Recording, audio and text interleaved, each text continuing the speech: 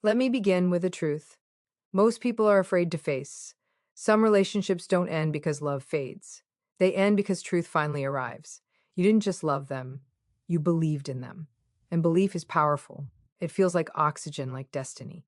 What you didn't realize is that you weren't simply in love. You were bound by a soul contract, written in hope and sealed with silence. It felt sacred, magnetic, inevitable. Until one day, the mirror reflected a stranger back at you, and in that moment, everything began to change. Not because you were broken, but because you were finally waking up. The illusion of a soul contract begins as something almost mystical. It doesn't feel like an ordinary connection. It feels chosen, ordained, and deeply meaningful, as if the universe itself arranged the meeting. From the very beginning, there is an intensity that bypasses logic. Conversations feel familiar, emotions feel amplified, and the bond seems to exist outside of time. This illusion creates the belief that the relationship is rare, irreplaceable, and meant to last at any cost. You are led to believe that walking away would not simply be leaving a person, but violating something sacred. What makes this illusion so powerful is how it mimics genuine spiritual connection. The narcissist reflects your values, mirrors your wounds, and speaks directly to the parts of you that long to be understood. This creates a sense of destiny rather than choice. Instead of asking whether the relationship is healthy, you begin asking how to endure it. Red flags are reframed as tests of loyalty, and pain is justified as part of a greater purpose. The relationship stops being about mutual growth and becomes about obligation. Over time, the illusion tightens its grip. You feel responsible for their healing, their happiness, and even their survival. Leaving feels like abandonment rather than self-preservation. This is where the idea of a soul contract becomes dangerous. It convinces you that suffering is noble and that endurance equals love. Your intuition is slowly overridden by guilt and fear, while your identity becomes fused with the role of the one who stays. In reality, no authentic soul connection demands self-erasure. The illusion exists to keep you bound, not enlightened. It replaces conscious choice with emotional captivity and reframes imbalance as fate. Once this illusion is recognized for what it truly is, a psychological and emotional entanglement rather than a sacred bond, its power begins to dissolve. What felt destined is revealed to be conditional, and what felt eternal is exposed as unsustainable. And then comes the moment when the illusion can no longer hold. It doesn't shatter all at once. It fractures quietly, almost gently, through betrayal. Betrayal is rarely just an act. It is a revelation. It is the moment when the story you've been telling yourself collides with truth. The words stop matching the actions. The love stops feeling safe. The connection that once felt sacred suddenly feels sharp, confusing, and deeply wrong. This is where awakening begins. Not as enlightenment, but as disorientation. Betrayal forces your eyes open when your heart has been trying to keep them closed. It strips meaning from excuses and pulls the mask off behaviors you once spiritualized or justified. What you thought was fate now feels like manipulation. What you believed was depth begins to look like control. And the pain becomes impossible to ignore because it carries clarity within it. There is grief here, but it's not just grief for the relationship. It is grief for the version of yourself who believed in the illusion so completely. Betrayal exposes the emotional cost of staying loyal to something that was quietly destroying you. It interrupts the fantasy of permanence and replaces it with a question you can no longer avoid. Why am I still here? In that question, power is born. Betrayal doesn't arrive to break you, it arrives to break the spell. It forces you to separate truth from hope, reality from projection. The shock becomes a doorway, not a wound. The nervous system wakes up. The intuition you silenced begins to speak again. And for the first time, you are no longer trying to understand them. You are trying to understand yourself. This is the hidden gift of betrayal. It dismantles the illusion of destiny and replaces it with self-awareness. It turns pain into evidence and suffering into information. And once that awakening occurs, there is no return to sleep. The soul, once shocked into truth, refuses to accept the lie again. Once that awakening takes hold, something even more unsettling begins to surface. As clarity replaces confusion, you start to notice a truth that was always there but carefully hidden. The narcissist was never as independent, powerful, or self-sustaining as they appeared. Their confidence, their control, their certainty, all of it was quietly tethered to you. Not your presence alone, but your belief, your emotional investment, your willingness to see the best in them, even when the worst kept showing up. You begin to see how their sense of self was propped up by your loyalty. Your empathy became their anchor. Your forgiveness became their escape from accountability. Every time you stayed after being hurt, you unknowingly reinforced their illusion of dominance. They didn't draw strength from love. In the way healthy people do, they drew it from certainty, the certainty that you would remain no matter what. That certainty fed them, it stabilized them, it allowed the mask to stay intact. This is why your awakening is so threatening to them. The moment you stop explaining their behavior away, something shifts. Your questions replace your compliance, your silence dissolves, and without you reflecting the image they need to see, the structure they built begins to wobble. They are not empowered by control alone, they are empowered by being believed in. When belief disappears, so does their balance. This dependency is rarely visible from the outside. It hides behind charm, authority, or emotional intensity. But internally, it is fragile. Their identity depends on an external source validating it. You were that source. You carried the weight of their unresolved emptiness without realizing it was never yours to hold. As you pull your energy back, not through confrontation, but through awareness, you feel them react. Confusion turns into anger, control turns into desperation. What you are witnessing is not strength unraveling, it is dependency being exposed. And in that exposure, you finally understand why your clarity matters so much. You were never powerless. You were the foundation. When you realize you were the foundation, another truth settles in. The way you loved was never just affection, it was currency. Every ounce of compassion you offered had value. Every time you listened instead of leaving, forgave instead of confronting, understood instead of being understood, you paid into a system designed to benefit only one side. Love, in this dynamic, was not shared, it was spent. Your empathy became their leverage. Your patience became their permission. Your willingness to see pain behind harmful behavior allowed that behavior to continue unchecked. What felt like kindness on your part functioned as insurance on theirs. Each emotional withdrawal they made was covered by your belief that love should endure anything. You were investing in growth while they were extracting comfort. This is why the dynamic felt so exhausting. You were constantly giving emotional resources without replenishment. Real love creates circulation. This created depletion. The more you offered, the more was expected. Love stopped being a mutual exchange and became a one-way transaction where your humanity funded their sense of control. And the most painful part is this. Your love was genuine. It came from a deep moral center, from a desire to heal rather than harm, to understand rather than judge. That authenticity is precisely why it was so valuable to them. Narcissistic systems survive by feeding on real emotion because they cannot generate it themselves. They borrow depth, warmth, and meaning from those who possess it naturally. As awareness grows, you start to feel the imbalance in your body, the fatigue, the emotional numbness, the quiet resentment you never allowed yourself to name. These sensations are not weakness, they are signals. They are the body's way of saying the cost is too high. When you stop spending your love to keep the peace, everything shifts. The currency dries up, the system falters, and for the first time, you see clearly that love was never meant to be used against you. It was meant to be shared and reclaimed. As the currency of your love runs dry, the silence you once lived in becomes impossible to ignore. Not the quiet of peace, but the heavy, practiced silence of self-erasure. You begin to recognize how often you swallowed your words to avoid conflict, how many truths you tucked away to keep the connection intact. Your voice didn't disappear overnight.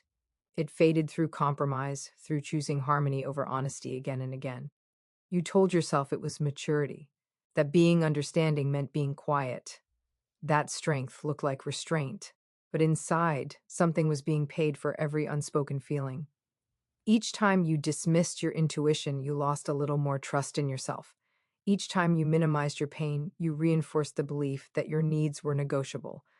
The cost wasn't loud or dramatic, it was slow, subtle, and deeply personal. This silence became a role you learned to perform well.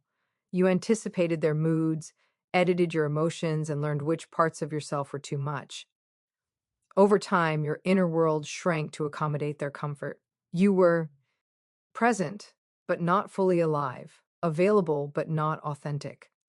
And the tragedy is that no one demanded this silence from you outright. You volunteered it, believing it was the price of love. But silence has a breaking point. When your love is no longer spent, your unspoken truths begin to surface. The ache in your chest, the tightness in your throat, the exhaustion you can't explain. These are the echoes of all you held back. They carry the weight of a self that was asking to be acknowledged. Recognizing this cost is not about blame, it's about recovery. Your voice was never wrong, your needs were never unreasonable. You didn't lose yourself because you were weak, you lost yourself because you were devoted. And now, as awareness grows, that devotion begins to return to its rightful place. Back to you. As your devotion turns inward and your voice begins to return, something shifts on the other side of the dynamic. You may not see it immediately, but the moment you stop disappearing, the structure they built starts to crack. The narcissist's identity was never rooted in truth. It was constructed carefully and deliberately to avoid it.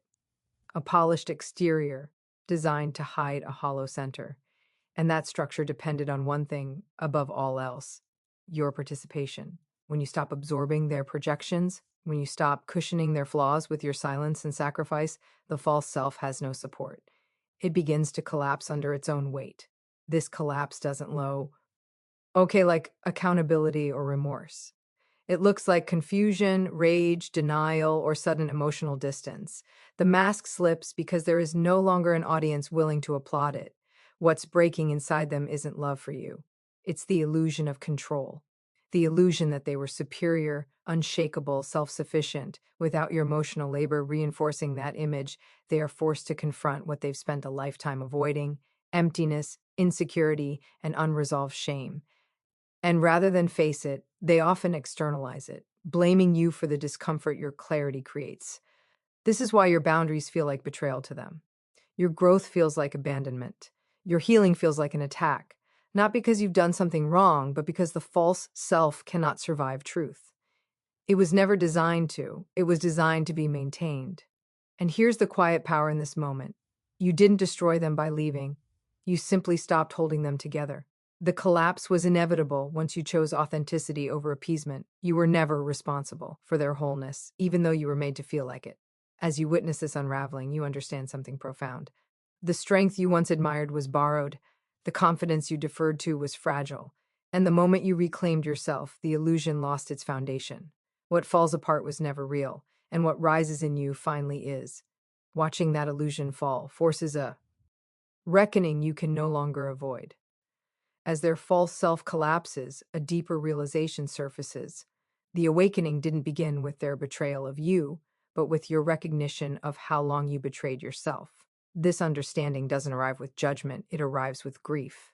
A quiet, aching grief for every moment you abandoned your inner knowing in order to keep the peace. You begin to see how often you overrode your instincts, how many times your body signaled danger while your mind explained it away. You feel compassion for the version of you who believed survival required self-sacrifice, who thought love meant endurance. The awareness is painful, but it is also liberating, because once you name self-betrayal, you reclaim the power to end it. This is where freedom truly begins. Not in leaving the narcissist, but in returning to yourself. You stop asking why they did what they did and start asking why you stayed when it hurt. Not to shame yourself, but to understand the pattern, to break it. Awareness becomes an act of self-respect. You start honoring your emotions instead of suppressing them. You listen to your discomfort instead of rationalizing it. You allow anger to exist without turning it inward. And in doing so, you rebuild trust with yourself, the kind of trust that was quietly eroded every time you ignored your own truth. This shift changes everything. You are no longer driven by fear of loss, but guided by clarity. You recognize that staying silent cost you more than leaving ever could. The loyalty you once gave outwardly begins to root itself internally. Reclaiming yourself is not dramatic. It is deliberate. It happens in small, brave choices to be honest, to rest, to say no without explanation. And with each choice, the old contract weakens. You are no longer negotiating your worth, you are standing in it. As you begin standing in your worth, the pain you carried starts to change its shape. It no longer feels like a punishment or a personal failure. Instead, it reveals itself as a passage, an initiation into a deeper version of yourself. This is where suffering is redefined, not as something that happened to you, but as something that shaped you. For a long time, the pain felt unfair. You questioned why love had to hurt this deeply, why growth had to come through loss. But as awareness settles, you see that the pain was never random. It stripped away illusions, forced you into truth, and burned down the parts of your life that were built on self-abandonment. What remains is more honest, more grounded, more real. Initiation is never gentle. It demands the death of an old identity. The one who believed endurance was strength, who measured love by sacrifice, who thought being chosen meant being diminished. That version of you couldn't come with you into this next chapter. The pain ensured that. It closed doors you would have kept reopening. It exhausted you enough to stop negotiating with your own boundaries. Through this lens, suffering becomes information. It teaches discernment. It sharpens intuition. It trains you to recognize imbalance early, before it becomes entanglement. You don't harden, you clarify. You don't lose empathy, you learn where it belongs. This is why healing doesn't make you smaller or colder, it makes you precise. You learn that not every connection is meant to be saved, and not every wound is yours to heal. The pain you endured initiates you into self-respect, into emotional sovereignty, into the understanding that peace is not earned through struggle. And once you pass through this initiation, you no longer romanticize suffering. You honor it for what it was, the fire that refined you, not the place you were meant to live. On the other side of that fire, you begin to recognize the person who survived it, not the version of you shaped by reaction or defense, but the one that was always there beneath the layers of compromise. This is where identity returns, not as something new, but as something reclaimed. You don't reinvent yourself, you remember yourself. There is a quiet strength in this stage. You no longer define yourself by who you were to someone else. You notice your preferences again, your rhythms, your boundaries, the things that bring you calm instead of chaos. Power stops looking like control and starts feeling like alignment. You choose what feels honest, not what feels familiar. Reclaiming your identity also means reclaiming your energy. Become intentional with where you give your time, your emotion, your presence. You no longer chase intensity as proof of connection. You recognize that real safety feels steady, not addictive, and that realization alone rewires how you relate to others. This return to self is deeply grounding. You trust your perceptions again. You listen when something feels off. You honor joy without waiting for it to be taken away. There is less explanation, less justification, less need to be understood by those who cannot meet you where you stand. With this comes a new kind of power, not loud, not performative, but rooted. It doesn't seek validation because it no longer doubts its own legitimacy. You know what you offer, you know what you will not tolerate, and you no longer confuse love with losing yourself. What once felt like emptiness becomes space, space to grow, space to choose, space to breathe. And in that space, you realize the most important truth of all. You are not rebuilding from nothing. You are rebuilding from wisdom, from clarity, from the parts of you that survived and learned and stayed, and finally standing in the fullness of your reclaimed self. You understand what it means to break the contract. Not a literal contract, but the invisible one that kept you tethered to someone else's illusion. A contract written in expectation, guilt, and the quiet demand to sacrifice your truth. Every choice you made to stay, to explain, to forgive endlessly was a clause you didn't even know you had signed. And now, with awareness as your ally, you finally have the power to void it. Breaking the contract is not an act of rebellion, it is an act of fidelity. Fidelity to yourself. You stop negotiating your worth for the comfort of another. You stop bending, shrinking, or excusing behaviors that once seemed normal because you were afraid to leave.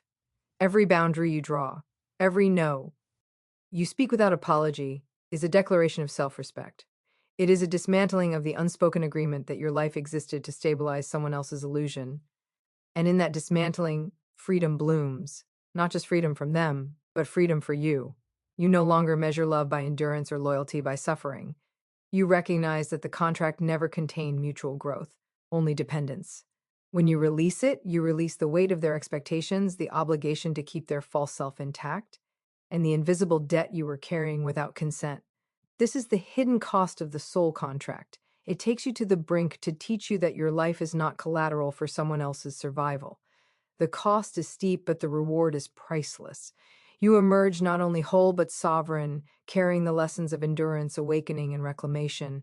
And in that sovereignty, you find what was always your birthright, the right to be fully, unapologetically, and unconditionally yourself. You realize at last that betraying the illusion didn't betray love, it honored it. It honored you. And now, as we reach the edge of this journey together, I want you to pause and feel the weight of what has been shared. This is not just a story about betrayal, narcissism, or contracts written in pain. It is a story about awakening, resilience, and the unstoppable power of reclaiming yourself. Every moment of confusion, every tear you shed, every second you question your woe, RTH has led to this, a chance to stand in your truth and see yourself reflected back with clarity, strength, and undeniable dignity. Imagine for a moment the courage it takes to walk away from a world built on illusion, to stop feeding someone else's emptiness, and finally feed your own soul. To recognize that what you endured was not your weakness, but your proving ground. Every heartbeat that carried you through silence, every step that pushed you toward awareness, every boundary you courageously drew has been a declaration: I am more than the roles I played. I am more than the love that was taken from me. I am whole. And here's the most extraordinary truth. By reclaiming yourself, by breaking the invisible chains of that soul contract, you don't just transform your life. You reveal a mirror to anyone watching, anyone trapped in similar illusions. You show that liberation is possible, that strength grows from clarity, and that love, real love, begins with honoring yourself. So, I invite you to carry this message forward. Let it settle in your bones and resonate in your choices. Listen to the whisper of your intuition, respect your own needs, and never again let fear or guilt dictate the measure of your love. This is your life, your energy, your sovereignty, and the most powerful act you can perform is to live it unapologetically, authentically, and fiercely. The soul contract may have tested you, but now you hold the pen. Write the story the world has been waiting. G to see you fully awake, fully free, and undeniably whole.